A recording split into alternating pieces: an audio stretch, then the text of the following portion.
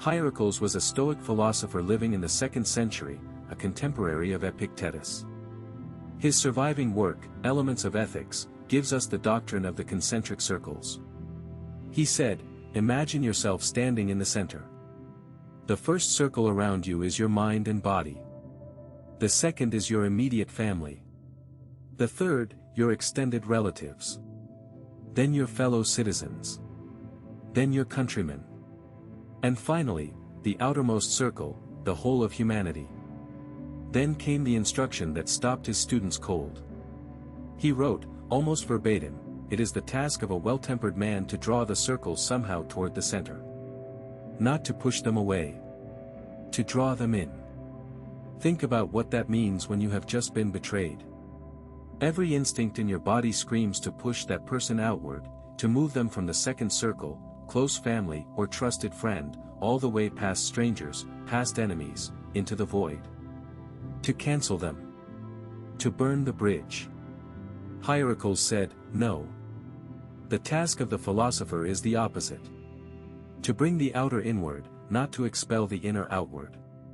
Now, and here is where nobody explains this correctly, Hierocles was not telling you to trust the betrayer again. He was telling you something more precise. Marcus Aurelius later put it perfectly in Meditations, Book 2, begin the morning by saying to thyself, I shall meet with the busybody, the ungrateful, arrogant, deceitful, envious, unsocial. And I can neither be injured by any of them, nor can I be angry with my kinsman, or hate him. For we are made for cooperation. That word, kinsman, is the whole game. If this is landing, save this video. You will want it the next time someone you trusted turns on you. But that is only half the story.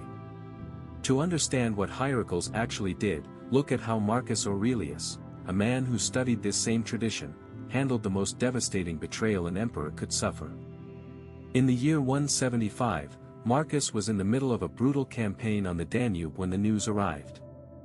Avidius Cassius, one of his most trusted generals, a man he had elevated, protected, and given command of the entire eastern half of the empire, had declared himself emperor. Open rebellion. By every ancient standard, a capital act. Marcus's court demanded blood. Roman law demanded blood. Every advisor around him said, destroy the family, salt the earth, make an example.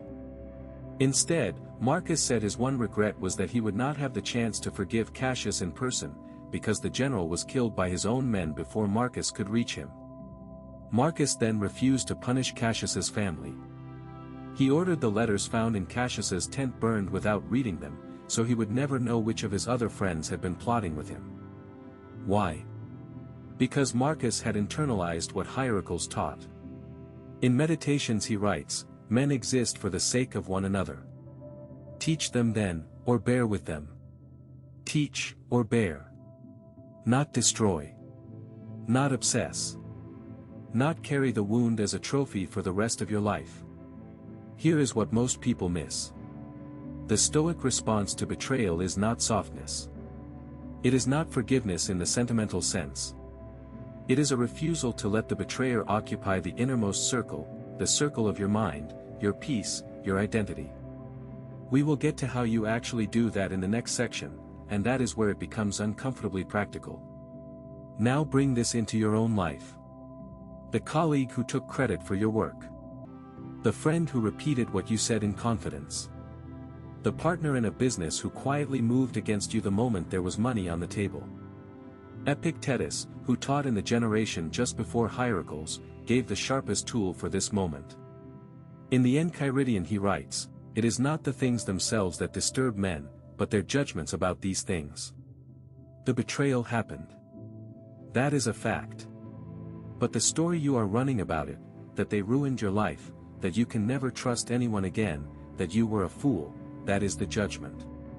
And that is the only part still in your control. Here is the Stoic practice, in 3 concrete steps, drawn directly from Hierocles and Marcus. Step 1. Name the circle. Ask yourself honestly, which circle did this person actually belong to? Most modern betrayal pain comes from placing someone in circle 2 when they were always in circle 4. You did not lose a friend.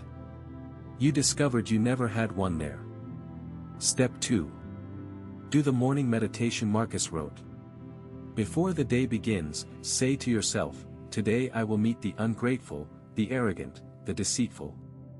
Not to become cynical, to become unshockable. When betrayal has already been rehearsed as a possibility, it loses its power to disorient you. Step 3.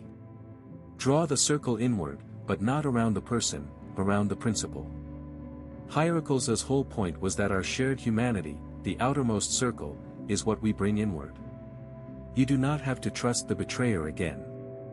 You have to refuse to let them make you smaller, colder, more suspicious of every future good person you will meet. That is what it means to draw the circle inward. You protect your capacity to remain human. Drop in the comments, have you ever been betrayed by someone you were sure was in your inner circle, and did you cut them out, or did you do something harder? CTA, if this is the kind of thinking you want more of, subscribe and hit the bell icon. Daily Stoic wisdom from Marcus, Seneca, Epictetus, and forgotten teachers like Hierocles who deserve to be remembered. Outro, Hierocles did not write down what he felt the day he was betrayed. He wrote down the circles. That was his answer. Do not spend the next 10 years narrating your wound. Redraw your circles today, and decide, with quiet certainty, who belongs where. If this hit, my video on how Marcus Aurelius handled the men who tried to kill him will make even more sense now. When the Stoic philosopher Hierocles was betrayed by the men he worked beside, he did not seek revenge or cut them off in bitterness. He drew 3 circles, and those circles became one of the most powerful teachings in all of Stoic philosophy. In this video we explore Hierocles' doctrine of oikiosis, the concentric circles of concern, and how Marcus Aurelius applied the same principle when his own general Avidius Cassius declared open rebellion against him. You will learn the 3-step Stoic practice for handling betrayal without becoming bitter, cynical, or emotionally destroyed. Real quotes from Meditations, the Enchiridion, and Hierocles' Elements of Ethics. Practical philosophy for the moments that hurt the most. Timestamps: midnight the hook 0:30 why Hierocles matters 1:30 the 3 circles 4 o'clock Marcus and the betrayal of Cassius 6:30 the modern practice 9 o'clock final thought Stoicism Marcus Aurelius Hierocles.